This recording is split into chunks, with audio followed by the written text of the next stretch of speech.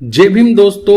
आज के इस वीडियो में हम एक्सप्लेन करने जा रहे हैं कि जो हिंदू धर्म में, ब्राह्मणों के धर्म में जो शादी के अंदर जो 7 फेरे होते हैं वो किस लिए लिए जाते हैं, क्या कारण है उनका, उनके पीछे की हिस्ट्री क्या है, क्या लॉजिक है उनके पीछे का, उसको हम एक्सप्लेन करने जा रहे हैं। इस चीज़ को एक्सप्लेन करने के लिए हमने बाबा साहब की book revolution and counter revolution in ancient India, क्रांति एवं प्रतिक्रांति प्राचीन भारत में, इस बुक को हमने खोल लिया है। इस बुक के बारे में अगर बेसिकली बताऊं तो मैं इस बुक में जो ये रिवोल्यूशन एंड काउंटर रिवोल्यूशन है, तो रिवोल्यूशन तो है बौद्ध धर्म का आना, क्योंकि बौद्ध धर्म के आने से पहले जो ये वैदिक धर्म था उन्होंने इतना पाखंड मचा रखा था, इतनी लूट मचा रखी थी, मतलब समाज को पूरा तबाह कर रखा था। बलि चढ़ाना, इतनी ज़्यादा शराब पीना, कोई सेक्सुअल इतनी इमोरलिटी, मतलब सेक्सुअल कोई नैतिकता थी नहीं सेक्स के नाम पर, है ना, कोई बिल्कुल इमोरल सोसाइटी थी उस वक्त। तो बौद्ध धर्म ने आकर ये सब चीज़ें खत्म करी, तो ये रिवोल्यूशन था। लेकिन फिर ब्राह्मणों ने वापस बौद्ध धर्म को कुछ सालों बाद, 200-300 साल बाद में वापस, जब पुष्यमित्र शुंग का टाइम आया मौर्य साम्राज्य के बाद में, तो ब्राह्मणों ने वापस बौद्ध धर्म को खत्म करने की कोशिश की। तो इसको ब्राह्मणों के वापस बौद्ध धर्म को दबाने की कोशिश को, षड्यंत्र को बाबा साहब ने काउंटर रिवोल्यूशन का नाम दिया है। तो रिवोल्यूशन बौद्ध धर्म का आना, काउंटर रिवोल्यूशन बौद्ध ब्राह्मण धर्म का बौद्ध धर्म के खिलाफ साजिशें करना, वो काउंटर रिवोल्यूशन है प्राचीन भारत के अंदर। तो हम शुरू करते हैं हमारा टॉपिक। इसके लिए हम जाएंगे chapter number 2 the ancient regime, इसके अंदर जाएंगे हम। Chapter number 2 the ancient regime the state of the Aryan society. इसके अंदर वो चीज जो हम बता रहे हैं, शादी के 7 फेरे वाली जो चीज, वो एक्सप्लेन की गई है। तो हम सीधे वहां चलते हैं। जो ये चैप्टर नंबर 2 है रिवोल्यूशन काउंटर रिवोल्यूशन का, उसमें बेसिकली बाबा साहब ने उस वक्त का जो समाज है, उस वक्त की जो सोसाइटी थी, ब्राह्मणों का धर्म उस वक्त काफी ऊंचाई पर था। तो उस वक्त जो आर्यन सोसाइटी थी, आर्यन सोसाइटी जो कि ब्राह्मणों की सोसाइटी थी, है ना, उसमें ब्राह्मणों के ही नियम चलते थे। आर्य का समाज था, आर्यंस की जो सोसाइटी थी, उसमें क्या क्या कमियां थी, उसमें क्या क्या अनैतिकताएं थी, समाज किस गर्त में जा चुका था, वो सब चीजें एक्सप्लेन की हैं बाबा साहब ने। और इसके अंदर जो ये पैराग्राफ यहाँ पर आता है, यहाँ पर बाबा साहब बोलते हैं, besides the practice of letting out women to others temporary at a rent, मतलब उस समय letting out women to other, मतलब महिलाओं को रेंट पर, किराए पर भी दिया जाता था। तो इसकी पहले से बात चल रही है, लेकिन अपनी जो मेन चीज है वो ये है, अपन जिस टॉपिक को डिस्कस कर रहे हैं वो है prevalent among the Aryans another practice, namely allowing procreation by the best amongst them.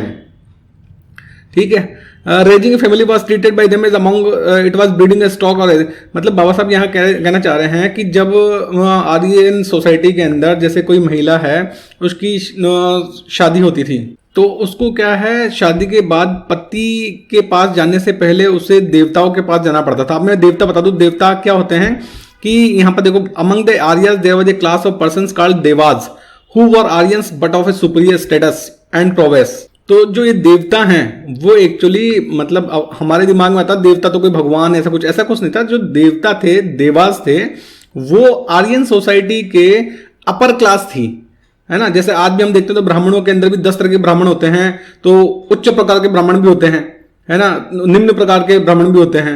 तो उसी तरह से उस वक्त जो आर्य समाज था, आर्यन सोसाइटी थी, उसमें जो ऊपर के जो लोग थे, आर्यन ही थे वो भी, लेकिन जो ऊपर के लोग थे, हायर क्लास थी आर्याज के अंदर, आर्यों के अंदर, उनको देवता बोलते थे, देवास बोलते थे।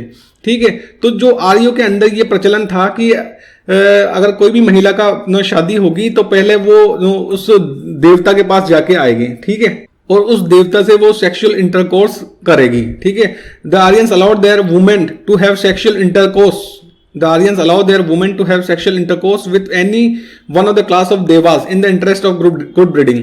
तो आर्यों का ये मानना था कि जो ये देवता हैं, देवता जो कि आर्यों के समाज में ही ऊपर की क्लास हैं, उनसे अगर सेक्सुअल इंटरकोर्स होगा तो फिर जो बच्चा होगा वो हाई क्वालिटी का होगा, है ना। तो मतलब बच्चा पैदा करना भी उनके लिए एक तरह से ये था कि भाई जैसे इट वॉज ब्रीडिंग और स्टॉक रेजिंग। ठीक है, raising family was treated by them as though it was a breeding और स्टॉक रेजिंग। मतलब उस वक्त ऐसी कोई मॉरलिटी वाली चीज नहीं थी कि भाई सेक्सुअल ऐसा कोई कि भाई ये दूसरे पर्सन के पास में कैसे जा रही है, वैसी वाली चीज नहीं थी। उनके लिए जो ये बच्चा पैदा करना है एक तरह से ब्रीडिंग, है ना, ब्रीडिंग करना, मतलब जैसे जानवरों की ब्रीडिंग नहीं करते, काउस की ऐसे किसी के साथ में मतलब ब्रीडिंग करा रही हैं। ठीक है, तो इस तरह का ये चलन उस वक्त चला करता था। है ना। उसके पीछे सिर्फ लॉजिक यही था कि भाई जो देवास हैं वो क्योंकि हायर क्लास है आर्यन सोसाइटी के अंदर, तो उनसे सेक्सुअल इंटरकोर्स होने पर जो बच्चा है वो भी काफी पावरफुल होगा और काफी इंटेलिजेंट होगा, उस तरह की चीज रहती थी। उससे उनसे देवता से इंटरकोर्स करने के बाद में ही फिर वो महिला अपने पति के साथ में जाती थी। तो जो ये प्रैक्टिस थी वो इतनी ज्यादा होती थी उस वक्त, this practice prevailed so extensively that the devas came to regard prelibation in respect of the Aryan women as their respective right. कहने का मतलब ये कि जो प्रैक्टिस है ना वो इतनी ज्यादा प्रैक्टिस की जाती थी, मतलब एक नॉर्मल चीज थी उस वक्त की। जो आर्यन सोसाइटी थी उसके अंदर ये बिल्कुल एक नॉर्मल प्रथा थी, नॉर्मल चलन था, इसमें कुछ गलत नहीं था। और इतनी ज्यादा प्रैक्टिस की जाती थी कि जो देवता थे वो मतलब विद टाइम, थोड़ा सा समय बीतने के बाद में उनको ये जो प्री लिबेशन, मतलब जो महिला पहले जाकर देवता के पास में रहे, ये जो देवता हैं वो अपना मतलब हक मानने लगे इस चीज को कि कोई भी आर्यन वुमेन बिना काल द प्री लिबेशन के, मतलब बिना उनके पास में आए, बिना उनसे सेक्सुअल इंटरकोर्स हुए वो जा ही नहीं सकती अपने हस्बैंड के पास में। ये देवता उसको अपना एक प्रिस्क्रिप्टिव राइट, अपना अधिकार मानने लगे। यहां पर फ्रेंड्स मैं ये प्री लिबेशन का मतलब बता दूं। प्री लिबेशन का मतलब है जैसे अपन कोई मान लो जैसे हिंदू समाज में, जैसे हिंदू धर्म में देवताओं को पहले कुछ भी मिठाई लाते हैं तो देवता को चढ़ाते हैं, पहले फ्रूट्स होते हैं वो भी देवता को चढ़ाते हैं एक बार, और फिर माना जाता है कि देवता को चढ़ाने के बाद में ही फिर खुद खाएंगे, है ना। या नॉर्थ इंडिया में बोलते हैं तो यहाँ पर बोलते हैं कि देवताओं को भोग लगाना, है ना, कोई लड्डू का, बर्फी का ना भोग लगाते हैं पहले देवताओं को, और भोग लगाने के बाद ये मान लिया जाता है कि देवता ने उसको खा लिया, फिर उसके बाद में वो बाद में फिर भक्तों में बांटा जाता है। तो ये प्री लिबेशन का मतलब है भोग लगाना एक तरह से, मतलब जो भी फ्रूट्स वगैरह जो भी मिठाई है पहले देवता को अर्पण करना, देवता को चढ़ाना, उसके बाद में उसको खुद खाना। तो ये पहले देवताओं को चढ़ाना, देवताओं को पहले भोग लगाना, इसको बोलते हैं ये प्री लिबेशन का मतलब है। तो यहां भी एक तरह से जो महिला है एक तरह से उसको मान सकते हैं कि जैसे कोई मिठाई है या फिर फ्रूट्स है वो देवताओं को चढ़ा रहे हैं, पहले देवताओं को भोग लगा रहे हैं, एक तरह से उस तरह से ट्रीट किया जा रहा है। तो no Aryan women could be married unless this right of pre-libation had been redeemed and the woman released from the control of devas by offering what was technically called avdan। तो इस तरह से ये है कि जो जब तक कोई भी महिला, ये प्री लिबेशन, जब तक किसी भी महिला का आर्यन सोसाइटी के अंदर वो उस महिला का भोग नहीं लगेगा, वो देवताओं को नहीं चढ़ेगी, प्री लिबेशन नहीं होगा उनका, तब तक वो देवताओं की गिरफ्त से बाहर नहीं आ सकती, है ना। तब तक वो देवताओं की गिरफ्त से बाहर नहीं आती। बाद में समय बीतने के साथ जब ये मान लो इस प्रथा के अंदर चेंज आया होगा तो उस वक्त क्या हुआ, फिर एक अवदान वाली प्रोसेस स्टार्ट हुई, मतलब देवताओं को मतलब कुछ दान किया जाए तो उससे फिर वो देवता अपना अधिकार उस महिला पर से छोड़ देंगे, है ना। देखिए इसको दोबारा से पढ़े, no Aryan women could be married unless this right of prelibation had been redeemed and the women released from the control of the devas by offering what was technically called avadan. मतलब प्री लिबेशन जो कि देवता को भोग चढ़ाना था एक तरह से, है ना, क्योंकि हर देवता मतलब जो हर महिला पर देवता का अधिकार हुआ करता था। अब अगर उस अधिकार को छोड़ना है, देवता उस अधिकार को छोड़े तो उसकी एवज में रिडीम्ड, उसकी एवज में दान देना पड़ता था देवताओं को, तो जाके वो उस प्री लिबेशन वाली जो चीज है उससे छुटकारा पाती थी महिला। आगे बाबा साहब बोलते हैं the laja homa which is performed in every Hindu marriage and the details of which are given in Ashvalayana Grihya Sutra is a relic of this act of redemption of the Aryan women from the right of the prelibation of the devas. तो इस पूरी procedure को लज्जा home जो ये चीज है, इसको पूरी प्रोसेस को एक्सप्लेन किया गया अश्वलेन ग्रह सूत्रा के अंदर कि कैसे आर्यन वुमेन है वो देवताओं से मुक्ति पाती है जब उसे अवदान, देवताओं को अवदान दिया जाता है, तो उसके बाद जो देवता हैं अपना अधिकार उस महिला पर से, उस दुल्हन पर से छोड़ते हैं अपना। द अवदान is the nothing but the price for the extinguishing of the right of the Dewas over the bride. तो अवदान करने पर जो देवता हैं उस महिला पे से, उस दुल्हन पे से, ब्राइड पे से अपना अधिकार छोड़ देते हैं। अब आगे आ गया ये सप्तपदी जो अपना टॉपिक है 7 फेरे वाला। The Saptapadi performed in all Hindu marriages and which is regarded as the most essential ceremony without which there is no lawful marriage has an integral connection with this right of pre-libation of the devas। तो ये सप्तपदी का वैसे तो मतलब ये है 7 कदम, 7 बार पाँव को, मतलब 7 स्टेप्स। होना तो ये चाहिए कि भाई जो दूल्हा दुल्हन है वो 7 स्टेप्स लें, लेकिन आजकल वो 7 स्टेप्स लेने के बजाय उसकी जगह 7 चक्कर लगाने लग गए, 7 फेरे लगाने लग गए, है ना। तो सप्तपदी का मतलब 7 कदम चलना साथ में, लेकिन आजकल उन 7 कदम को 7 फेरे के अंदर कन्वर्ट कर दिया गया है। हो सकता है कहीं ना कहीं कल्चर को चेंज हुआ होगा, उसके कारण से वो 7 कदम को 7 स्टेप्स को 7 फेरों के अंदर कन्वर्ट कर दिया।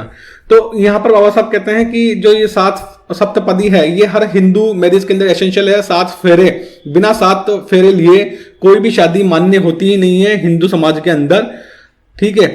तो ये जो 7 फेरों का सिस्टम है ये बड़ा ही इंपॉर्टेंट कनेक्शन है इसका। ये जो देवताओं को प्री लिबेशन किया जाता, जो पहले आर्यन सोसाइटी के अंदर चीज चलती थी, प्री लिबेशन ऑफ देवास देवताओं को मतलब एक तरह से उस महिला का भोग चढ़ाना। ये महिला शादी से पहले एक बार देवता के पास जाती थी, उसके बाद में ही वो अपने हस्बैंड के पास जाती थी। इस चीज को खत्म करने के लिए फिर उन्होंने दान देना स्टार्ट कर दिया, है ना। बाद में वो चीज खत्म हो गई तो उन्होंने अवदान, देवताओं को कोई दान देना स्टार्ट कर दिया किसी प्रकार का, और ताकि क्या बोलते हैं जो ये देवताओं का उस महिला पर, उस ब्राइड पर, उस दुल्हन पे जो राइट है वो राइट खत्म हो जाए। Saptapadi means walking by the bride groom 7 steps with the bride. ये सप्तपदी का मतलब है जो दूल्हा दुल्हन का 7 कदम एक साथ चलना, है ना। तो ये इतना जरूरी क्या है, 7 वैसे 7 कदम 7 स्टेप्स है, लेकिन यहाँ पर 7 स्टेप्स को हम 7 फेरे पढ़ेंगे क्योंकि वो 7 फेरे में कन्वर्ट हो गया। पहले 7 स्टेप्स थे, अब वो 7 फेरे के अंदर कन्वर्ट हो गया। तो ये इतना इंपॉर्टेंट क्यों है 7 फेरे? ये इंपॉर्टेंट इसलिए है, बाबा साहब इसका रीजन बताते हैं कि 7 फेरा मतलब हिंदू धर्म की शादियों के अंदर, हिंदू समाज के अंदर शादियों में जो 7 फेरे हैं वो इतने इंपॉर्टेंट क्यों हैं, उसका रीजन बताते हैं। The answer is that the devas, if they were dissatisfied with the compensation could claim the woman before the 7th step was taken. After the 7th step was taken, the right of the devas were extinguished and the bridegroom could take away the bride and leave his husband and wife without being obstructed or molested by the devas. मतलब कहने की बात यह है कि जब दूल्हा दुल्हन 7 फेरे ले रहे हैं तो 7 फेरे लेने से पहले 7th स्टेप लेने से पहले अगर देवता जो उसको मतलब दान दिया गया है ना, कुछ भी कंपेंसेशन दिया गया है देवता को, है ना, कुछ भी जो भोग चढ़ाया गया है देवता को, एक तरह से कुछ भी चढ़ावा चढ़ाया गया है, उस चढ़ावे से अगर देवता खुश नहीं है तो 7वां फेरा होने से पहले 7th स्टेप होने से पहले वो उस महिला पर, उस दुल्हन पर अपना राइट क्लेम कर सकते हैं। वो कह सकते हैं कि भाई हम तो इस चढ़ावे से खुश नहीं है, हमें तो मतलब कल ये अपना अधिकार जता सकते हैं उस महिला पर, ठीक है, कि हम चढ़ावे से खुश नहीं है इसलिए हम इस महिला को, इस दुल्हन को नहीं जाने देंगे, है ना। लेकिन जैसे ही 7वां फेरा हो गया, अगर 7वें फेरे तक देवताओं ने कुछ क्लेम नहीं किया तो उसके बाद में फिर देवताओं का अधिकार उस दुल्हन पर से, उस महिला पर से खत्म हो जाता है और उसके बाद जो दूल्हा है वो दुल्हन को अपने साथ में लेके जा सकता है और देवता उसको परेशान नहीं करेंगे क्योंकि 7 फेरे हो चुके हैं और देवताओं का अधिकार अब उस महिला पर से खत्म हो चुका है। तो ठीक है दोस्तों, ये 7 फेरों का कारण है। अगर हम इस पूरे वीडियो को समराइज करें तो कहने का मतलब है जो हिंदू धर्म में 7 फेरे लिए जाते हैं उनका हिस्ट्री ट्रेस करें तो होता ये था कि जो पहले आर्यन सोसाइटी थी उसके अंदर देवतास हुआ करते थे, देवास हुआ करते थे, जो कि आर्यन सोसाइटी के अपर क्लास थे। सो आर्यन सोसाइटी वो इंसान ही थे, वो कोई सुपर नेचुरल नहीं थे, वो इंसान सुपर नेचुरल पावर नहीं थे, वो इंसान ही थे। लेकिन आर्यन सोसाइटी के अंदर ऊपर के हायर क्लास हुआ करते थे और उस वक्त के प्रचलन के हिसाब से जो आर्य लोग थे, आर्यन सोसाइटी के लोग थे, वो अपनी वाइफ का, है ना, अपनी दुल्हन को पहले वो भेजते थे देवताओं के पास में, हायर क्लास के पास में, उनसे सेक्सुअल इंटरकोर्स होता था, उसके बाद में ही वो अपने हस्बैंड के साथ जा सकती थी। उसका रीजन ये था क्योंकि वो हायर क्लास हैं तो उनसे अगर सेक्सुअल इंटरकोर्स होगा तो जो बच्चा होगा वो काफी इंटेलिजेंट होगा, काफी ब्रेव होगा, अच्छे बच्चे की उसमें मतलब ब्रीडिंग, उनके मतलब जो सेक्सुअल इंटरकोर्स वो सिर्फ ब्रीडिंग के लिए कर रहे थे, है ना, ताकि अच्छी नस्ल पैदा हो, कहने का मतलब ये है। लेकिन कुछ समय बाद में देवता इस चीज को अपना अधिकार समझने लगे कि हमारा अधिकार है, कोई महिला, आर्यन महिला बिना हमारे पास आए अपने हस्बैंड के पास जा ही नहीं सकती थी, बिना देवताओं से सेक्सुअल इंटरकोर्स वो अपने हस्बैंड के पास जा ही नहीं सकती थी। इस तरह का देवताओं ने अपना अधिकार मान लिया था, है ना, ऐसा होने लग गया था। उसके बाद में कुछ समय बाद में जब ये चीज खत्म हुई होगी तो इस चीज को कंपेंसेट करने के लिए ये किया गया कि भाई वो जो प्रीलिबेशन होता है, जो महिला का कहते देवता के पास जाना होता है, उसको ना करके उसके बजाय कोई कंपेंसेशन देवताओं को दे दिया जाए, मतलब कुछ और चीज दे दिया जाए, कोई और चढ़ावा दे दिया जाए, कुछ और चीजें दे दी जाए, ताकि जो देवता का अधिकार है उस महिला पर से वो अधिकार हट जाए। हो सकता है देवताओं को कुछ चीजें दी जाती हो उस वक्त, मान लो कुछ भी, मतलब ऐसा कुछ कंपेंसेशन के तौर पर कुछ भी आइटम या कुछ ऐसी चीज चढ़ावा दिया जाता हो देवताओं को, ताकि वो महिला पे से अपना अधिकार खत्म कर दे। तो वो इस तरह की चीज होने लगी उसके बाद में, है ना। और वो आज तक वो चीज चल रही है। अब वो 7 फेरे का यही है कि जब तक 7 फेरे कंप्लीट होने से पहले देवता अगर चढ़ावे से खुश नहीं है तो वो बोल सकते हैं और वो उस महिला पर अपना अधिकार जता सकते हैं। लेकिन जैसे ही 7वां फेरा कंप्लीट हो गया उसके बाद में देवताओं का अधिकार उस महिला पर से खत्म हो जाता है।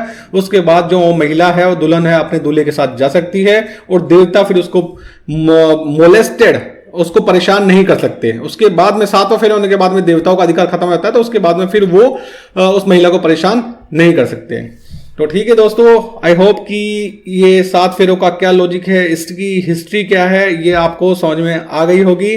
तो प्लीज वीडियो को लाइक करें, कमेंट करें, ज्यादा से ज्यादा शेयर करें, ताकि जो ये बाबा साहब की बुक है, बाबा साहब के जो थॉट्स हैं, वो ज्यादा से ज्यादा लोगों तक पहुंच सके। Thanks for watching the video. जय भीम।